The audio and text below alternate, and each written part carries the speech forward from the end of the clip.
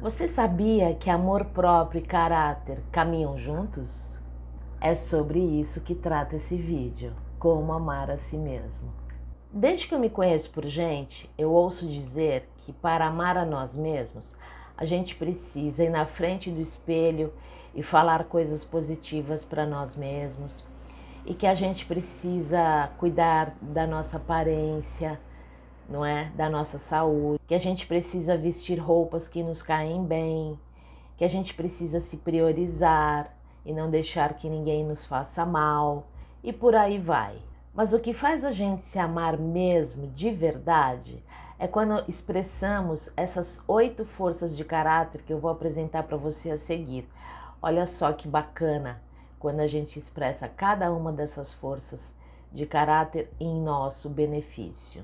A primeira força de caráter que nos leva a amar a si mesmo é a criatividade. Na Bíblia eu encontrei vários versículos que mencionam a criatividade, mas eu vou compartilhar com você aqui 2 versículos, sendo que o primeiro encontra-se no livro de Gênesis, capítulo 1, versículo 1, que diz o seguinte: No princípio Deus criou os céus e a terra. Através deste versículo, veja como a criatividade ajuda a criar universos, colocar dentro dele tudo aquilo com o qual desejamos interagir. Deus nos deu este exemplo ao criar para si os céus, a terra e tudo que neles há, com os quais ele gostaria de interagir o tempo todo. E nós, como sua imagem e semelhança, também podemos criar um universo de coisas com os quais nós desejamos interagir o tempo todo. E o segundo versículo que menciona a criatividade na Bíblia encontra-se no livro de Gálatas, capítulo 6, versículo 15, que diz o seguinte: O que importa é ser uma nova criação. Já neste versículo vemos que o que realmente é relevante e importante é que a gente aprenda a criar novas versões de nós mesmos. Devemos aprender a nos reinventar e sermos seres humanos cada vez melhores para Deus, para nós mesmos, para o outro e para todos que a gente influencia com a nossa presença. De acordo com a ciência, essa força da criatividade inclui inventividade, originalidade, intuição, adaptabilidade, ideias que geram novas possibilidades, imaginação e visão. A produção de comportamentos e ideias reconhecidamente originais, novos, surpreendentes e incomuns em si, não define criatividade. O comportamento ou ideia relevante precisa ser adaptativo. A originalidade precisa fazer uma contribuição positiva para a vida da pessoa ou de outros. A pergunta-chave é: quando deseja alguma coisa, você consegue encontrar um comportamento adequado e adaptativo para atingir seu objetivo? Agora faça esse exercício para aprender a expressar a criatividade. Aperfeiçoe mensalmente pelo menos uma ideia original em uma área do seu interesse. A segunda força que nos leva a amar a si mesmo é o gosto pelo aprendizado. Desta vez a base bíblica encontra-se no livro de 2 Timóteo, capítulo 3, versículo 14, que diz o seguinte: Quanto a você, permaneça nas coisas que aprendeu e das quais tem convicção, pois você sabe de quem o aprendeu. Este versículo mostra que o processo de aprendizado envolve 3 coisas: manter o aprendizado, ou seja, colocar em prática o que aprendeu, ter certeza de que realmente conseguiu aprender e reconhecer que o seu mestre tinha autoridade no assunto que ele te ensinou. Neste outro versículo, que está no livro de Filipenses, capítulo 4, versículo 11, que diz assim: Não estou dizendo isso porque esteja necessitado, pois aprendi a adaptar-me a toda e qualquer circunstância. Este versículo fala da importância de não nos colocarmos no lugar de vítimas, já que Deus nos deu recursos suficientes para solucionarmos os nossos problemas e até mesmo os dos outros também, desde as coisas mais difíceis até as mais prazerosas. De acordo com a ciência, o gosto pelo aprendizado inclui educação, instrução, aprender, mesmo com os erros, seus e dos outros, compreender, investigar, apreciar, aprender coisas novas, seja conhecimento ou habilidades, é ter gosto pelo estudo, pela leitura, pela oportunidade de estar aprendendo coisas novas. E o mais importante é gostar de estar nessa posição de aprendiz, viver experiências onde o aprendizado possa ocorrer, estando preparado para a aquisição do conhecimento. Essa força é definida tanto como uma diferença individual genérica, quanto como uma predisposição universal, porém individualmente variável, de assimilar um conteúdo particular ou de desenvolver um interesse específico. Essa força descreve a maneira pela qual a pessoa assimila coisas novas, informações e habilidades, ou interesse individual bem desenvolvido com o qual a pessoa esteja envolvida, para assimilar um conteúdo específico. Diz respeito a gostar de aprender sobre uma ou várias coisas, mesmo quando não há incentivos externos para isso. A pessoa com essa força aprecia o envolvimento cognitivo na aquisição de novas competências, ou que satisfaça sua curiosidade, mesmo quando os benefícios materiais de aprendizagem não estejam imediatamente disponíveis. Essa força permite que as pessoas perseverem diante das dificuldades, frustrações e obstáculos que possam surgir durante o curso da educação, tanto formal quanto informal. E agora deixo aqui esse exercício para você expressar a força do gosto pelo aprendizado. Aprenda algo novo e depois ensine o que você aprendeu e compartilhe o conteúdo. Isso fará você subir de nível e prosperar na vida. A terceira força que nos leva a amar a si mesmo é a coragem. A base bíblica está no livro de Josué, capítulo 1, versículo 9, que diz assim: Não fui eu que ordenei a você? Seja forte e corajoso. Não se apavore nem desanime, pois o Senhor Deus estará contigo por onde quer que você andar. Aqui vemos que é o próprio Deus quem nos dá coragem para vencermos os desafios. Inclusive, essa é uma ordem que devemos obedecer, porque junto com ela vem a força e o ânimo para a gente conseguir concluir a missão, sem nos apavorarmos. E olha esse detalhe: Deus estará contigo desde que você ande pelo caminho da coragem. Isso mostra que a coragem exige ação e movimento. Essa força requer que a gente siga em frente, enfrentando os desafios com força, coragem e ânimo. De acordo com a ciência, essa força inclui ânimo, força interior, valentia, bravura e heroísmo. Alguém que não recua diante de ameaças, dores, perigo, desafios ou dificuldades possui essa força da coragem. Coragem é enfrentar o perigo apesar do medo. É manter posturas intelectuais, que é a bravura moral, ou emocionais, que é a bravura psicológica, que sejam impopulares, perigosas ou difíceis. A pessoa dotada de coragem consegue superar as reações naturais do medo, enfrentando a situação assustadora. É a capacidade de tomar medidas para ajudar a si mesmo e aos outros, apesar dos perigos ou riscos envolvidos. Essa força permite que as pessoas diminuam o poder das ameaças, dos desafios ou dor associadas com a tentativa de fazer o bem a si mesmo e ao próximo.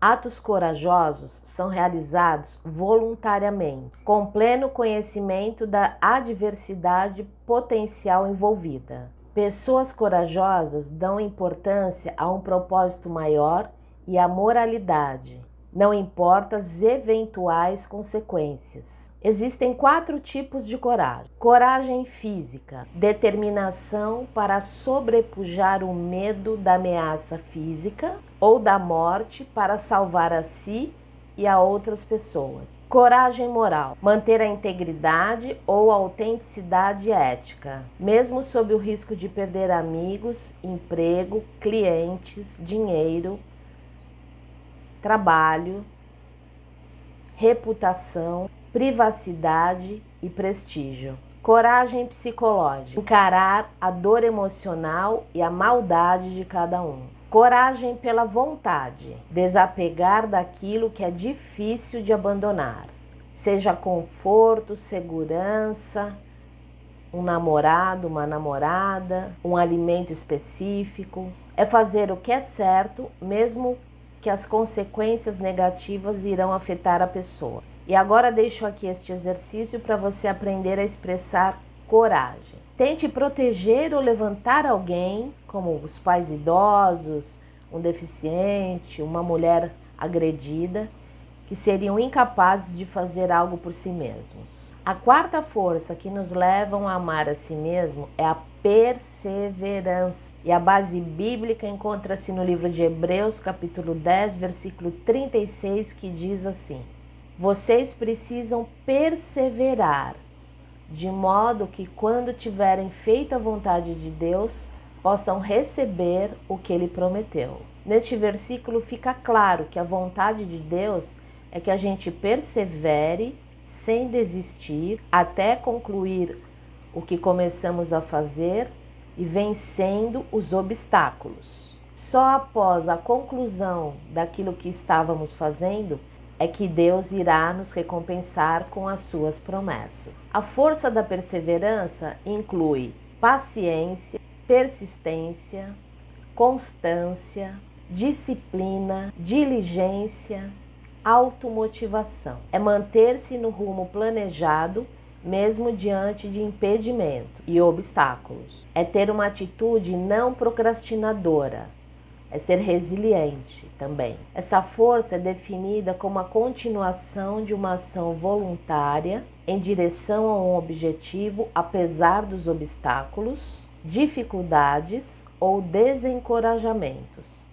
Perseverança não significa perseguir obsessivamente metas inatingíveis, bem como a persistência em si não é necessariamente uma força de caráter. Perseverança é a habilidade de saber quando persistir e de desistir quando for aconselhável. A perseverança é a força necessária para continuar a lutar pelos seus objetivos em face dos obstáculos e contratempos. Essa força exige foco, paciência e determinação.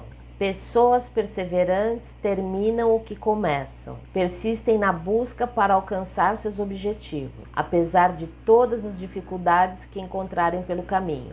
Agora deixo esse exercício para você aprender a perseverar. Escolha 2 coisas que você deve fazer mesmo sem gostar e continue até concluir o seu trabalho, sem desistir.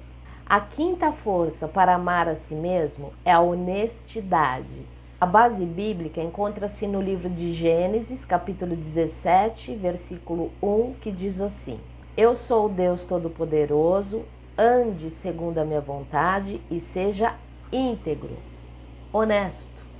Este versículo é bem claro e já diz tudo, não é verdade? Deus quer que caminhemos pela vida obedecendo a sua vontade, que é amar a Deus e o próximo como a si mesmo, na prática. No amor não há mentira, nem falsidade e nem engano. Não existe essa da pessoa dizer que ela é honesta, é íntegra, se ela enganar, for falsa e mentir para os outros e para si mesma também. Todos nós devemos ser íntegros, inteiros, conosco e com os outros. Sermos coerentes entre discurso e prática, entre pensamentos e sentimentos, emoção e razão, intenção e ação. O que passar disso não tem nada a ver com a verdade, honestidade, integridade. Agora faça esse exercício para expressar essa força da honestidade. Monitore mentiras por omissão, como por exemplo, omitir informações a respeito de um produto que você queira vender. Depois pense como você se sentiria se alguém fizesse a mesma coisa com você. A sexta força que nos leva a amar a si mesmo é a vitalidade. E a base bíblica encontra-se no livro de Provérbios, capítulo 3, versículo 8, que diz assim: isso dará a você saúde ao corpo e vigor aos ossos. De acordo com este versículo, a vitalidade tem a ver com saúde e vigor aos ossos. A vitalidade é a responsável por deixar o nosso corpo pronto para se expressar com entusiasmo, intensidade e vigor físico. E não para chamar atenção, se exibir que é forte, que tem vigor e é entusiasmado. Essa força também está por trás das nossas intenções, uma vez que é Deus que julga as nossas intenções, conforme está escrito no livro de Provérbios, capítulo 21, versículo 2, que diz assim: se você pensa que tudo o que faz é certo, lembre-se que o Senhor é quem julga as suas intenções. De acordo com a ciência, vitalidade é uma força de caráter que inclui vigor físico, entusiasmo, intensidade e energia. Ela é descrita como um aspecto dinâmico do bem-estar, marcado pela experiência subjetiva da vivacidade e energia. É ter paixão e animação nas atividades que desempenha. É ter intensidade na ação. Como marcador de saúde, vitalidade está diretamente associada tanto a fatores psicológicos quanto somáticos. No nível somático, a vitalidade está associada ao bom funcionamento corporal, bem como a ausência de fadiga e doença. No nível psicológico, a vitalidade reflete experiências gratificantes, tanto no nível intrapessoal quanto no nível interpessoal. A vitalidade refere-se a sentir-se vivo, cheio de ânimo e com entusiasmo para todas as atividades que desempenha. Ela se faz notar quando revelada em circunstâncias difíceis e potencialmente desanimadoras. Pessoas com vitalidade quase nunca se sentem esgotadas ou exaustas. Vivem a vida com energia e entusiasmo. Agora faça esse exercício para expressar a vitalidade. Faça algo que você já faz, mas com mais energia e entusiasmo. A sétima força que nos leva a amar a si mesmo é a prudência. E a base bíblica encontra-se no livro de Provérbios, capítulo 8, versículo 5, que diz assim: vocês experientes adquiram a prudência, e vocês tolos tenham bom senso. Este versículo veio com uma dobradinha, né? Ele nos mostra que a prudência caminha lado a lado com o bom senso. E que as pessoas que ainda não tiveram uma experiência com Deus através da prudência também devem buscar ter bom senso antes de agir. A prudência é uma orientação para objetivos futuros. Tem a ver com o cuidado, com escolhas assertivas, discrição, precaução, sensatez. É uma forma de raciocínio prático e autogerenciamento que ajuda a atingir objetivos de longo prazo com a ponderação das consequências das ações realizadas ou não. Ser prudente é ponderar todas as informações importantes antes de tomar decisões, fazer escolhas e antes de agir. É não dizer e nem fazer coisas das quais a pessoa possa se arrepender no futuro. A pessoa prudente não sacrifica objetivos de longo prazo por prazeres no curto prazo. Mantém em mente o que no final trará maior satisfação. Prudência envolve uma perspectiva inteligente e eficiente para alcançar grandes objetivos na vida. Implica ser cuidadoso com as suas escolhas. A pessoa prudente não corre riscos desnecessários e mantém em mente os objetivos de longo prazo, ao tomar decisões no curto prazo. Ela monitora e controla seu comportamento impulsivo e antecipa as consequências de suas ações. A pessoa prudente não deve ser confundida com excesso de zelo, medo, paralisia da análise, exageradamente cauteloso, tenso ou tímido. Agora eu deixo a seguir um exercício para você expressar a prudência. Remova todas as distrações antes de tomar uma decisão importante. E por fim, agora eu apresento a 8ª força de caráter para você amar a si mesmo, que é o autocontrole. A base bíblica encontra-se no livro de Provérbios, capítulo 25, versículo 28, que diz assim: Como a cidade com seus muros derrubados, assim é a pessoa que não sabe se dominar. De acordo com a ciência, a força do autocontrole inclui domínio próprio, autorregulação, moderação, equilíbrio, domínio do ego, das emoções, proteção contra excessos, é ter controle sobre os seus desejos e impulsos, é a capacidade para o gerenciamento dos seus pensamentos e dos seus sentimentos. Quando exercita a força de caráter do domínio próprio, do autocontrole, a pessoa exerce controle sobre as suas respostas, inclusive impulsos e reações extremas, de forma a atingir objetivos e viver à altura de padrões morais, desempenho, normas e expectativa dos outros. Autocontrole, às vezes, é usado em um sentido mais estreito, referindo-se especificamente ao controle de comportamentos, ao controle dos impulsos para um comportamento moral.